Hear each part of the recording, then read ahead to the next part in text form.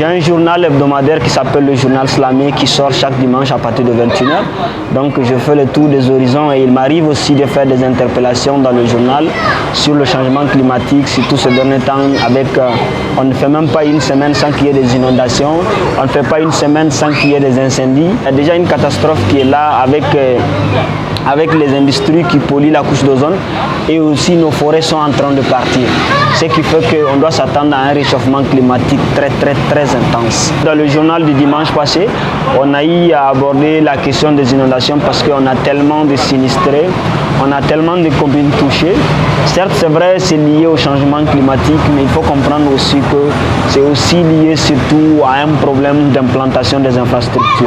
Il n'y a pas un vrai programme d'urbanisme avant l'installation de certains quartiers. On voit le retour de tous ceux qui nous suivent, qui disent que vraiment avec nous, ils ont l'information en temps réel et ils savent aussi que vraiment nous sommes en train de courir de graves dangers ces derniers temps. En tant qu'artiste, on ne peut que faire des productions, des œuvres et de temps en temps faire des publications ou bien faire des petites vidéos pour rappeler les gens que surtout, on n'a qu'une seule planète, on n'a qu'un seul environnement.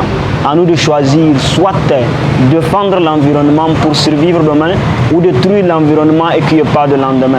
Parce qu'aujourd'hui, ce qui me fait le plus mal, ce qui est le plus écœurant, c'est toi, Niamey, quand tu prends, la ceinture verte est en train d'être rasée doucement. Alors que la ceinture verte est une bouffée d'oxygène pour la ville. En dehors de ça, souvent, c'est énervant de rentrer. Souvent, tu vas voir un quartier entier où quand tu rentres, toutes les maisons sont en pavé. Il n'y a aucune plante.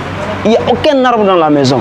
Et cette personne-là s'attend à ce qu'il y ait de la fraîcheur, à ce qu'il y ait un climat paisible dans le quartier. S'il n'y a pas de plantes, il n'y a pas d'oxygène. Ceux qui détruisent le climat d'abord se disent qu'ils doivent investir dans la reconstruction des forêts. Nous, jeunes, nous, populations qui sommes soucieux de cet environnement, qui sommes soucieux de laisser un lendemain meilleur, on doit s'élever, planter des arbres, défendre l'environnement et se battre pour ce climat.